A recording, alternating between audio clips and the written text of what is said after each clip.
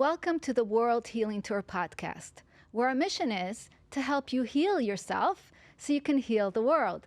Hi, my name is Noah Crane.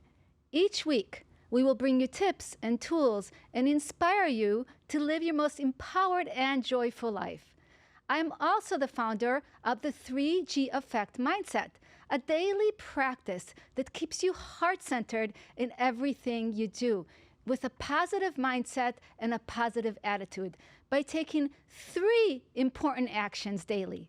Number one, remember to have a grateful heart and connect to your gratitude. When you're connected to your gratitude, you're in a space of creating more positive energy in your life and more positive emotions, more positive feelings, and you're able to eliminate a lot of those negative emotions that are inside of you. Don't we all want to live in a place of more positivity? So be grateful. What are you grateful for right now? Think about it. Maybe write it down. Number two, learn to be grounded in love and compassion. First, love and compassion for yourself, because it starts with you. And then learn to share that love and compassion with others. We all want more love and compassion in the world, so we have to give it in order to receive more of that into our lives. When you live in a place of love and compassion, you're able to release the judgments, to be more accepting and more forgiving of yourself and others. It's a beautiful place to live. Remember, the world is round and energy moves in a round circle. So whatever you put out into the world energetically will come back to you. So if you want more love and compassion, make sure you put it out. What I do is I throw heart emojis to people every day. I send them hearts. I wrap them with my love when I see them. And therefore, I get to have a lot of love in return. So whatever we want more of, we have to be conscious about putting it out into the world. And number three, know that you are guided by God.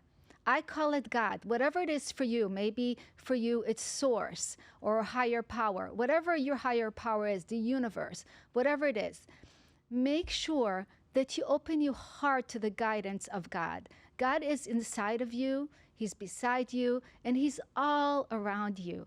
Learn to have faith and trust in yourself and faith and trust in your journey. Pay attention to the messages, the signals, and messages and messengers that God sends your way. He will always lead you in the right direction. You just have to learn to listen, right? When a door is closed, there's always going to be another one open. There's a reason for everything. Don't try to keep fighting and resisting things. We make things so much more complicated than it is, and it's not supposed to be complicated. I live this mindset of the 3G effect daily, and it's really shifted and changed my life. And just in the little things, right? Like last night I was walking, and in Florida it's very humid, it's very hot, and it's kind of like the air is kind of stiff, and it doesn't move, feels stuffy, right?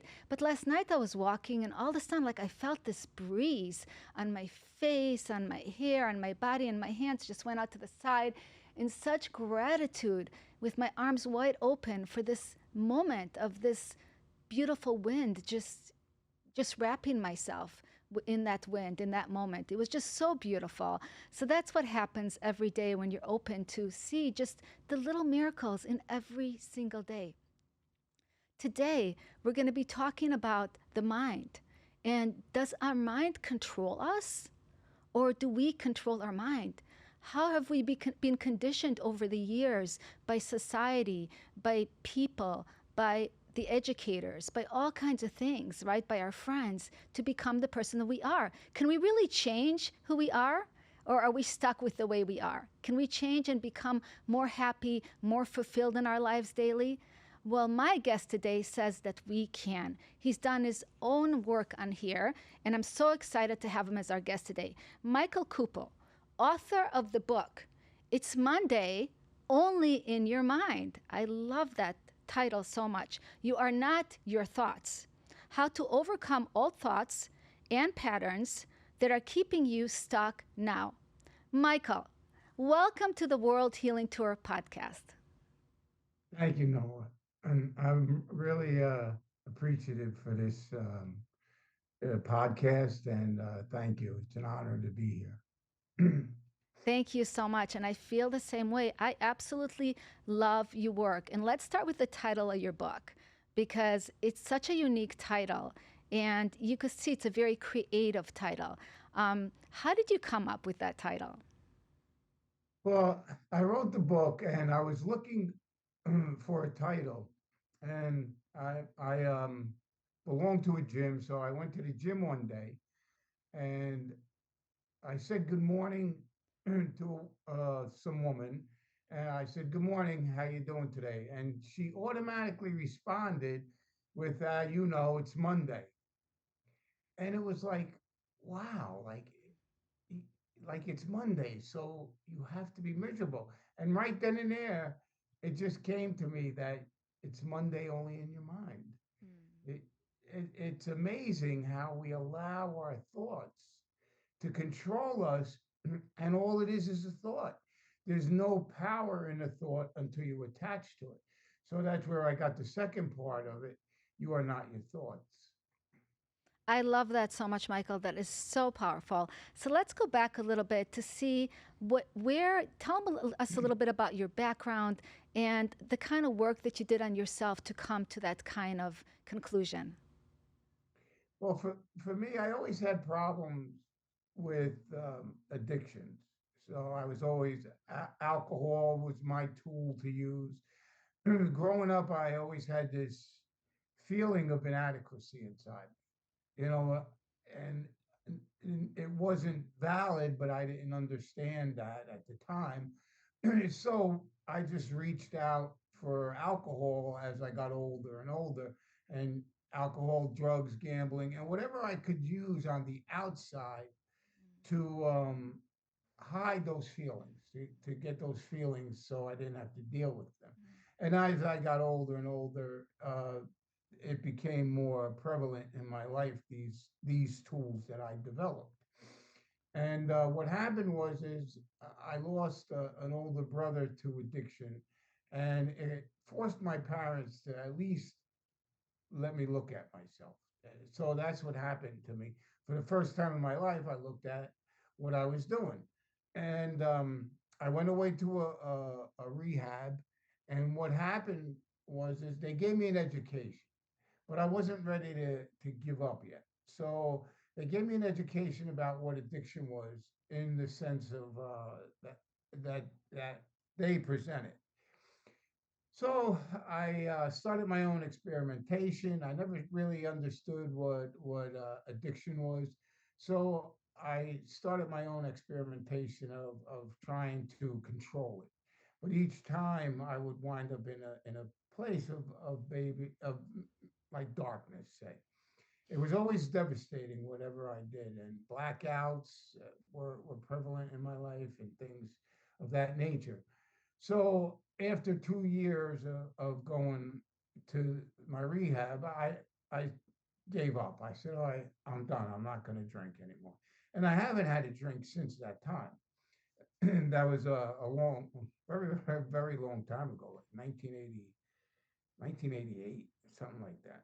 So, but, but what happened to me is I went to a program, and there's so much emphasis on the outer. There's so much emphasis on material success that that's what I based my so-called recovery on.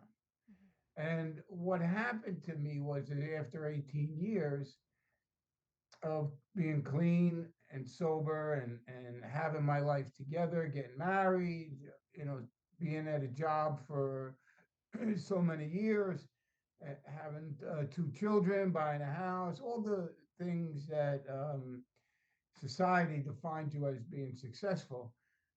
I wound up addicted to pain medication.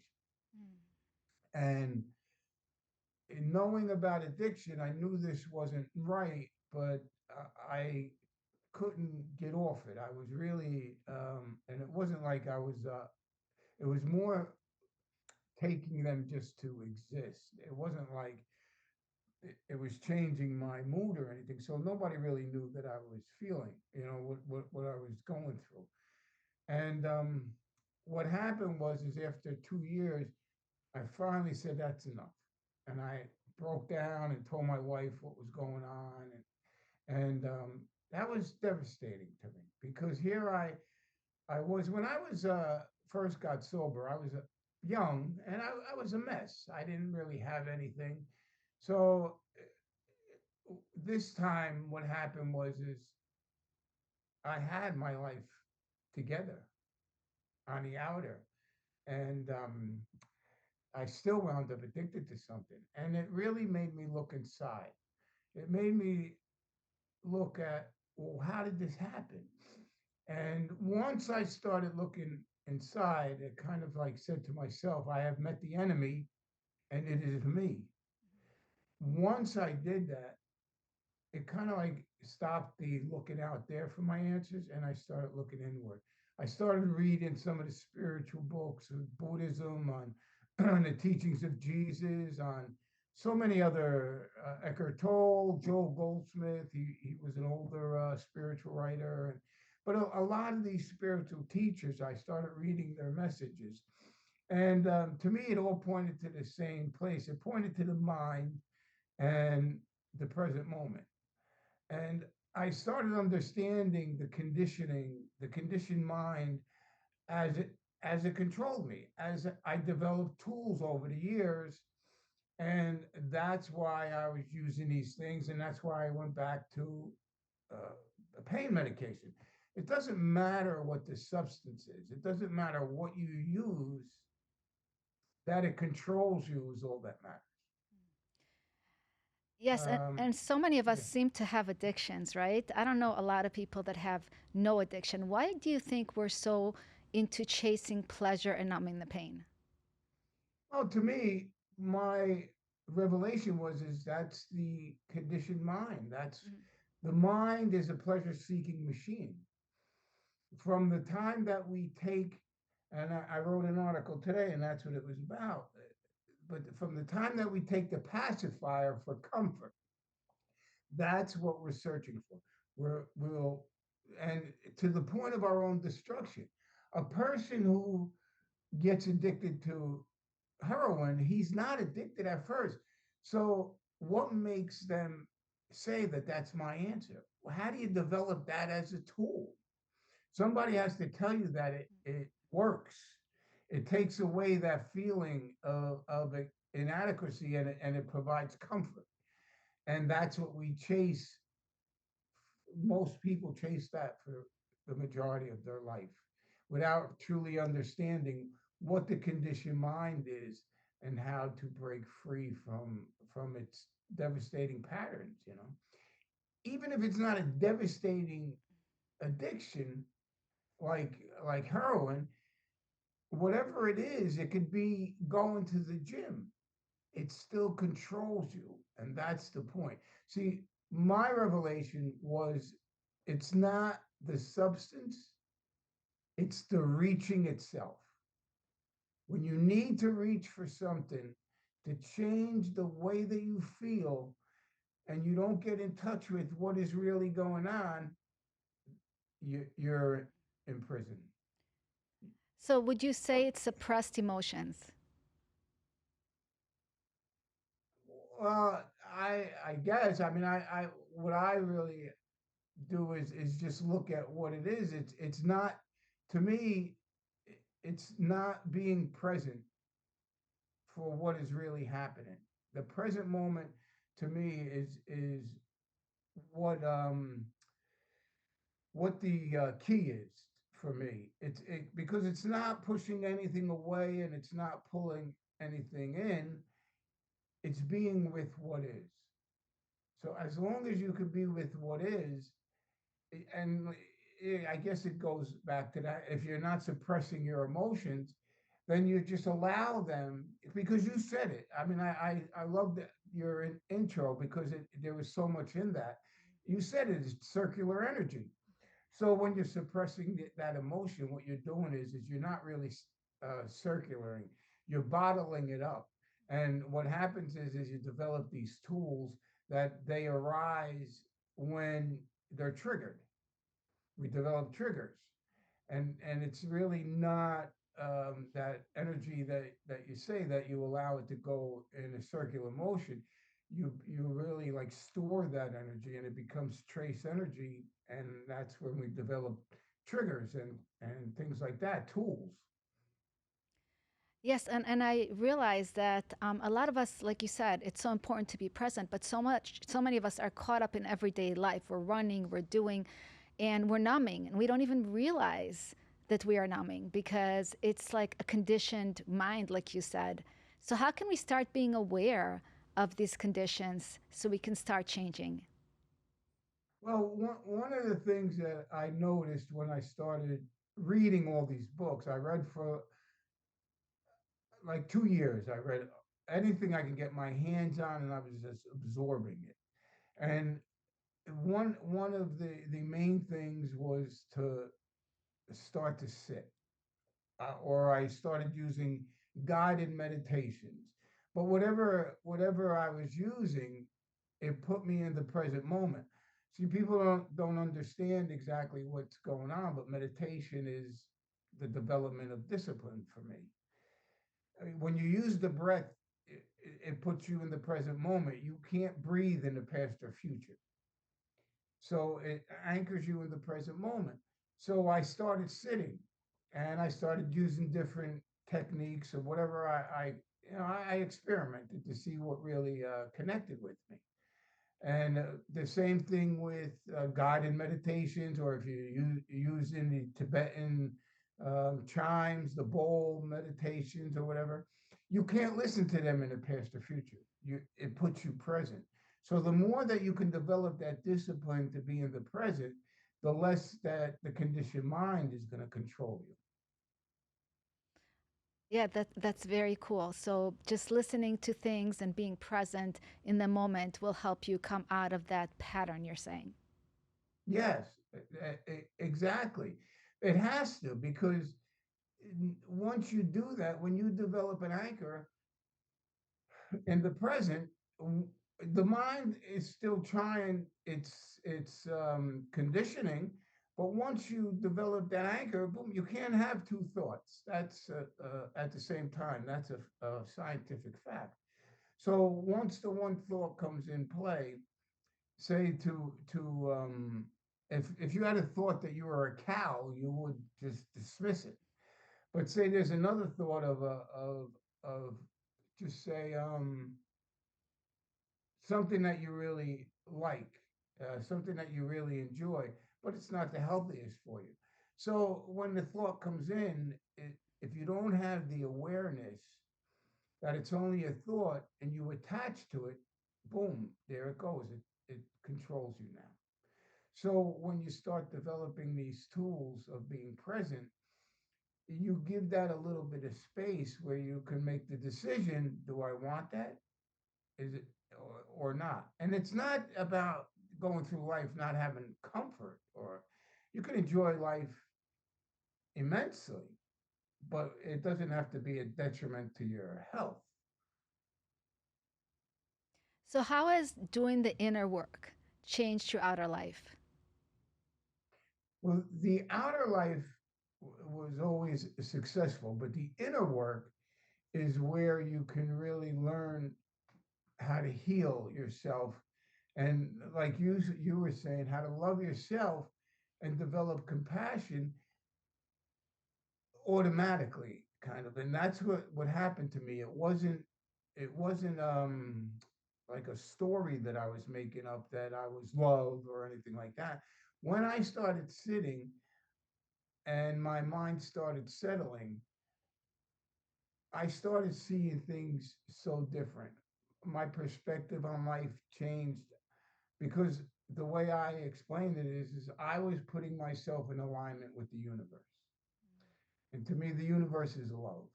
It could be God energy, but it's all energy.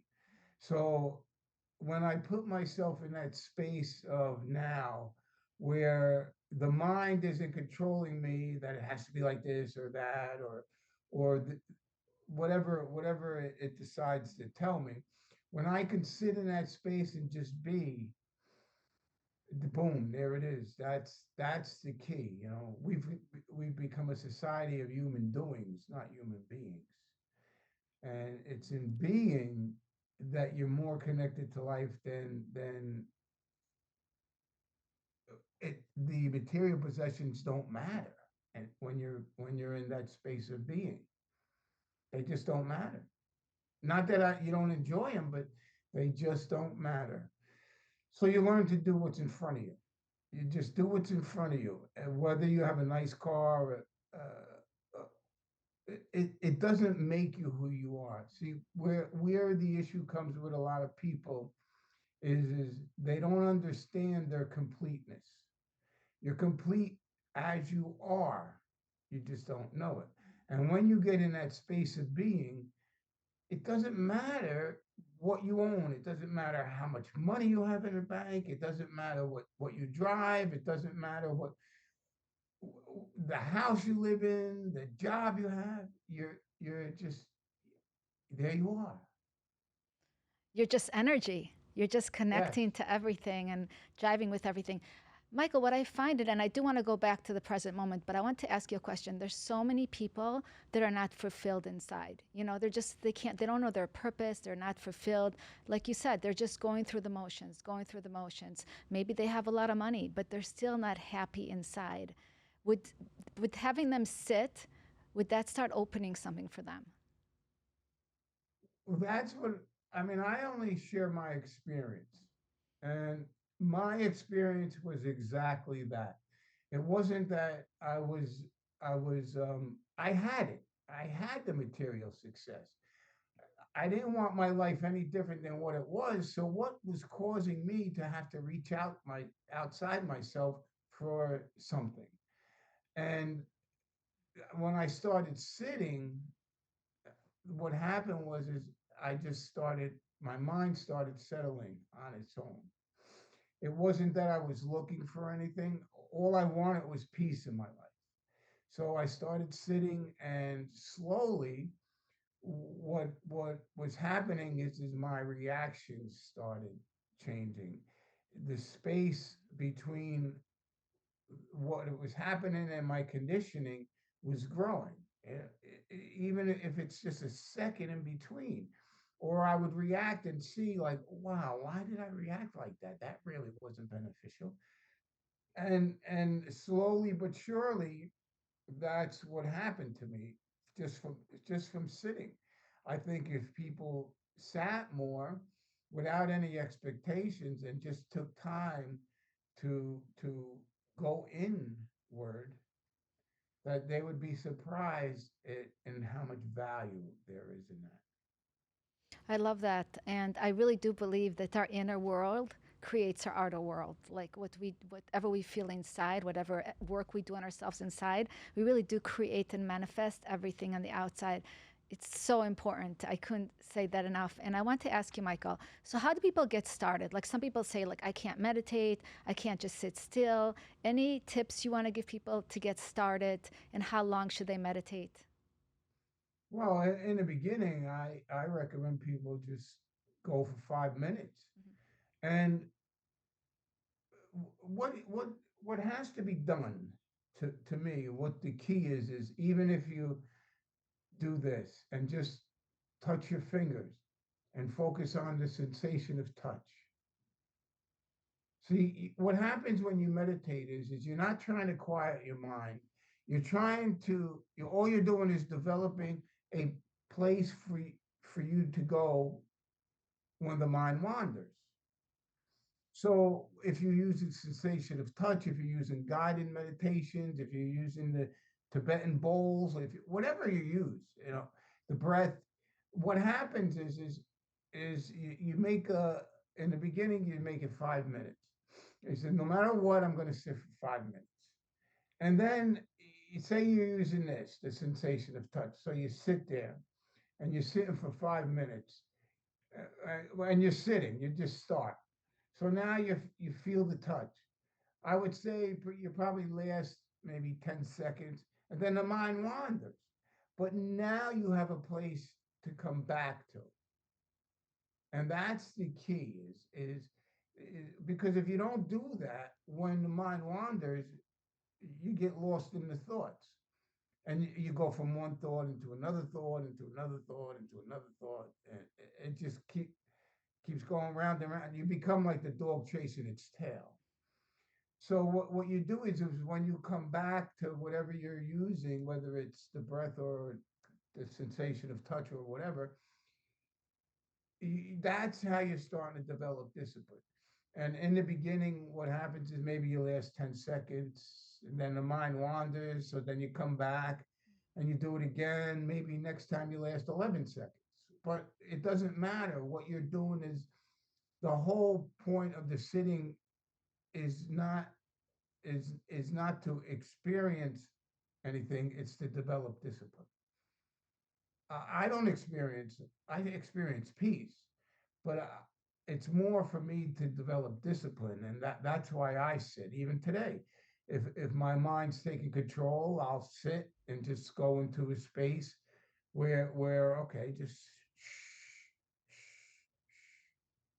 and then the mind settles. It just settles, and then when it wanders, I just go back to whatever I'm doing. There's so much magic in just the stillness, right? And just sitting there and connecting to yourself. So, do you think people should meditate like once a day, twice a day? What would you tell most people that want to start meditating? Well, I mean, I personally leave it up to the individual, but it's very to me it's important to start the day in the space. Like one of the examples I used, and you could see how this can get you. Say you have the alarm set ready for work, the alarm rings, and you hit the snooze button. Once you hit the snooze button, you're done because you want things different than what they are. See, that's a key. Wanting things different than what they are instantly causes you discontentment. So the moment you hit the snooze button, you're telling yourself, I don't want to get up yet. So you're already starting with the agitated energy. And eventually you'll get up, but it's so much more beneficial to just hit the snooze button and take a couple minutes and just sit and breathe and breathe and breathe to start your day in that space, and then go about starting your day and just go about doing what's in front of you, what's in front of you, what's in front of you. Yes, makes I like that. That makes a lot of sense. I want to talk about the four principles that are on your website. Yes, they were developed. There's a lot of people have principles that they use as guides. Miguel Ruiz has the four agreements. Byron Katie has the four questions. So I was working out in the gym one day, and I said, I have to develop something. And what they actually um, show you, the four principles, is the process the um, of the conditioned mind, of how you become conditioned. I'm gonna bring them up real fast, um, just to quickly go over them. I should have had them up. I didn't think of it. Sorry. No worry, it's not a problem.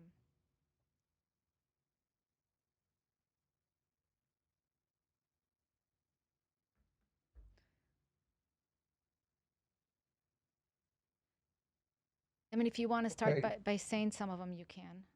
Whatever works for you. Excuse me. If you want to start like just saying some of them, that's fine. Yeah, However it comes to the you. principle of the number one is the principle of conditioned mind of a conditioned mind. It's understanding it. So without understanding it, you you don't know what you don't know. So you have to understand what the conditioning is. That your thoughts aren't you. That the thoughts are just what you attach to. Thoughts are just energy.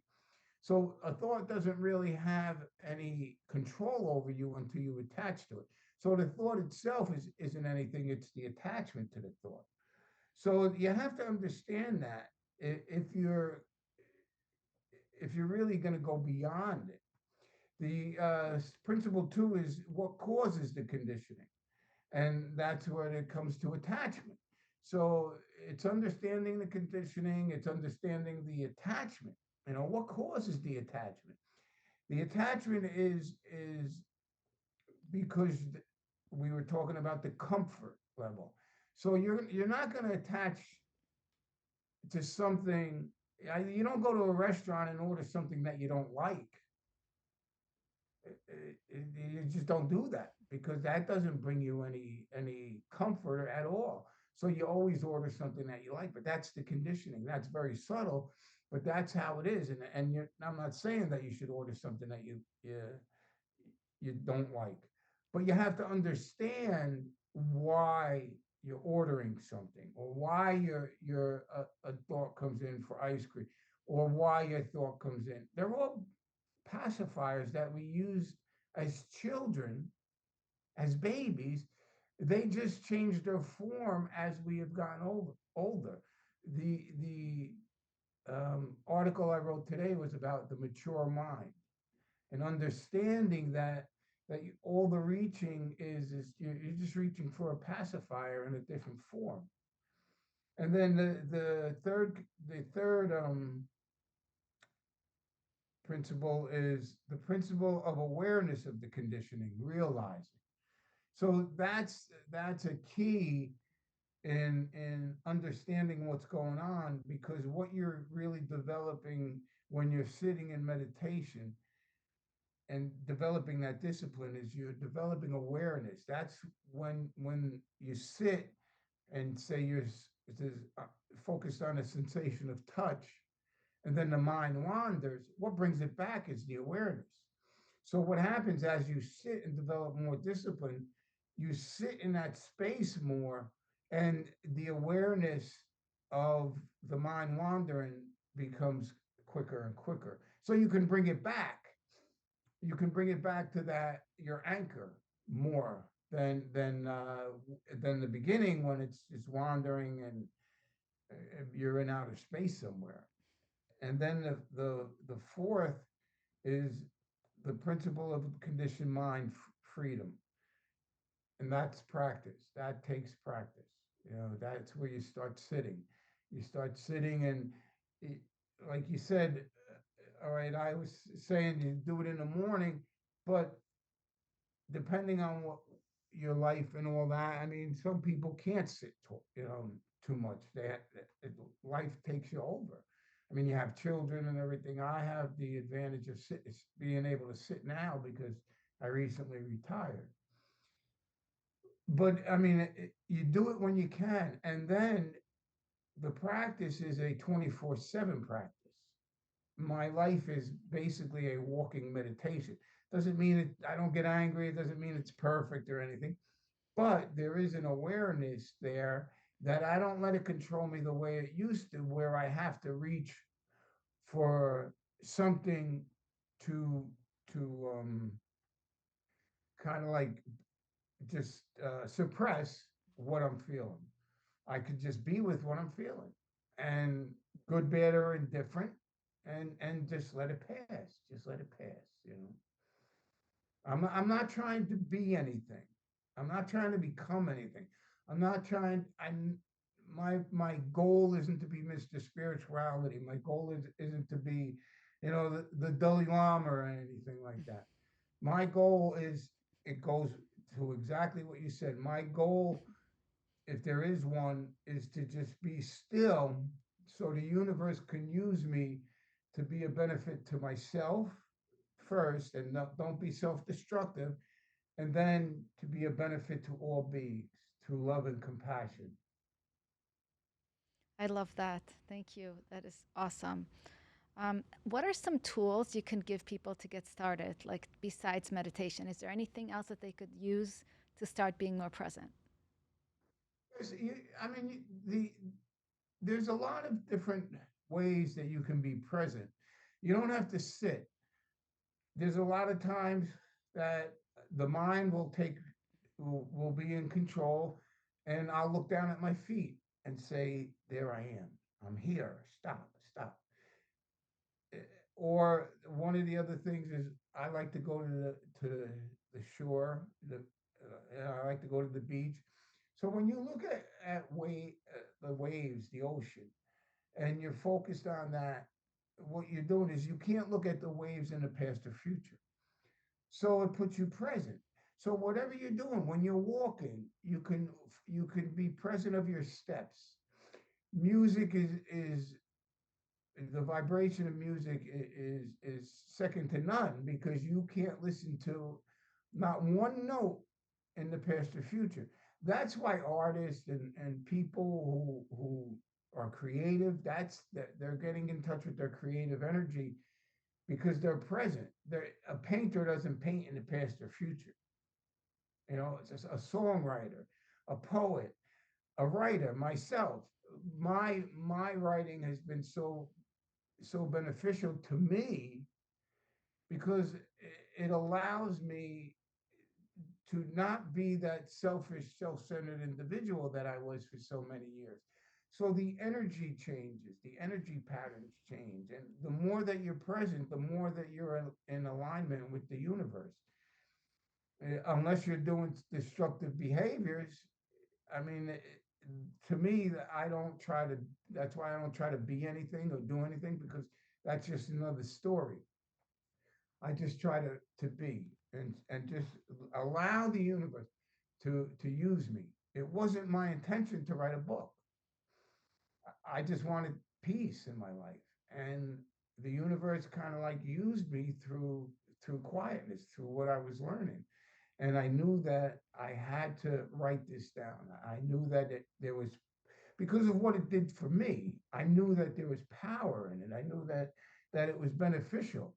It was going to be beneficial to people. And when I would talk to people, they would say to me, "Wow, I never looked at it like that." So I knew there was a need for this. And it wasn't out of me becoming a best-selling author or anything like that. There was a I had a sense of obligation to write this down and to do these things, to do podcasts and to present this message. I've written 3,400 articles. For the last 9 years, I've written one every day. And it's just my contribution to, to humanity, to what I was given, to what was revealed to me. I post them on social media, and it's not to be anything it's just what's there. So I just do it from my heart. And I love that you're so humble, really like talking to you. It's such a humbling experience because you're so authentic and you just speak from your heart and from your soul and you're just here to make a difference and you feel that with your words that you really want to help people, that you've done your own work and you want to help people feel better and be happier in their own lives because I really do believe that suffering is optional. What's your thoughts about that? Oh, most definitely, most definitely. That's where the attachment. See, like I said, if the thought comes in, and I just use this to because it just shows the devastation. But it's your own thought that my own thought told me to use alcohol as a tool. When a thought comes in to use heroin to for your escape, like where does that come from? It's insane. It's insane how it happens. But if you don't attach to that thought, it doesn't manifest. So that's why the second part of my book, You Are Not Your Thoughts, a thought cannot manifest on its own. It can come in, I don't know where it comes from. It's not, I have no idea where a thought comes from or why it's there. But what you do with it determines your life. Why do so many of When, I no, go apologize. ahead. I was going to say, why do so many of us believe our thoughts? Like, so many people live through their feelings and thoughts, like, oh, I don't feel like doing this right now. You know, I'm tired. Like, they literally take themselves out of the game so easily. Yeah, that's the conditioning. That's just the way that we've been conditioned. Uh, Feelings and the way we've been conditioned is insane. It really is. It's truly insane. how we cause separation with each other, how racism, black and white, we're all the same energy. Everyone is created the same. We're a product of the universe. Like nobody, you can't change your mother. Your mother is your mother, no matter what happens. And it's the same way with the universe. The creation is creation. We're all created the same. It's all a matter of conditions meet a certain criteria, and existence happens. If you take away oxygen, there's no existence. If you take away water, if you take away so many things, but everything works, and it's not a product of me, it's not a product of you or anyone else. We're all brothers and sisters. We're all created equally. We're all the same. People just don't understand that. So they attach their thoughts because that's what society impounds into us. Be smart, be athletic. Look at what they do with athletes. They give them all this money and everything. Everything is based on conditioning, and it's kind of insane the way we have developed humanity. And I said that when there's a part in my book where St. Peter is, I make up a story. St. Peter's talking to God, and St. Peter says to God, you know what? They're looking down at Earth, and they say, you know what? Maybe we should start another flood. That's what St. Peter says. And God says, why should we get our hands dirty? They're doing a great job of destroying themselves. And you see it all the time. And it, people call it evil, but I call it selfishness. That's in my book, I call it the I self. And that's what controlled my life, the selfish energy, the me mind. And when those thoughts are prevalent in your life, you're going to have struggles. It's going to be difficult to love. It's going to be difficult to have true compassion for people. You have to get beyond that I, beyond that me mind, those beyond those thoughts, if you really want to be a benefit to yourself and to humanity and to truly heal. I love when you said that because, I say heal yourself, heal the world. It's always our own work. We can't control or change anybody else. The only person we can change is ourselves. And that's why it's so important to do your daily inner work to create the outer world that you truly want. Would you agree with that, Michael? Oh, 100%. It wasn't until I looked inward that I really started changing, that I really understood what was going on in my life, and what could be done about it. And I needed practical solutions, and that's where sitting comes came in. I couldn't rely on this thing up in the sky to save me. I had to take control of myself, and that's what happens when you start looking inward. You the outside distractions start to fall by the wayside. And as they fall by the wayside, you exist, so something's going to be there. So what's going to arise? And what arises is your true nature, the true nature of existence. That's why, for me, that's why they say in the Bible, become like little children, because you're innocent when you're a child. There's very little conditioning. There's very little hate. There's very the so you just love, you just enjoy life, you just have fun, you play hide and seek and tag and things like that, and you have a great time. But then as you get older and you become more conditioned, that changes because the conditioning starts to control you more and more. Absolutely. And part of the conditioning is blaming others. We have to get away from that. That all creates the conditioning, that we don't take responsibility. If the only person in the world, one person you're responsible, is how you show up every day, that would change the world. completely. So, you know, Michael, I so enjoyed this conversation. How can people find you and read your articles and buy your books? Where can they find you? My articles are on Instagram, Facebook. I post them originally on WordPress. I use WordPress as my platform, and then I take that from there and copy and paste them. And I only post on sites that have asked me to post on them on Facebook. There's like 60, 70 sites that I post on. And then LinkedIn and Getter and Truth Social I post on. And so um, I have a website. The website is it's Monday only in your mind. No, Monday only in your mind, not it's Monday only in your mind.com. That's the website. And my book could be purchased from there. And then on there, there's a thing to get, there's a space to put your email and get a free copy of the 12 steps. But I mostly just send them the book in a PDF file.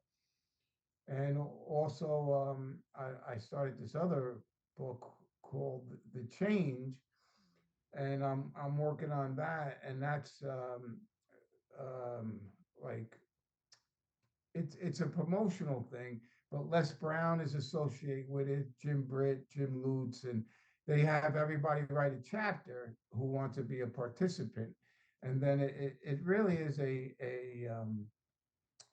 it's a beginning stages for me, so I'm going to see what comes up out of that. But then my email is michaelcupo40 at gmail.com.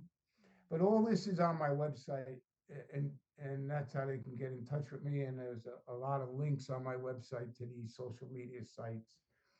And if anybody wants to contact me, they can through the website.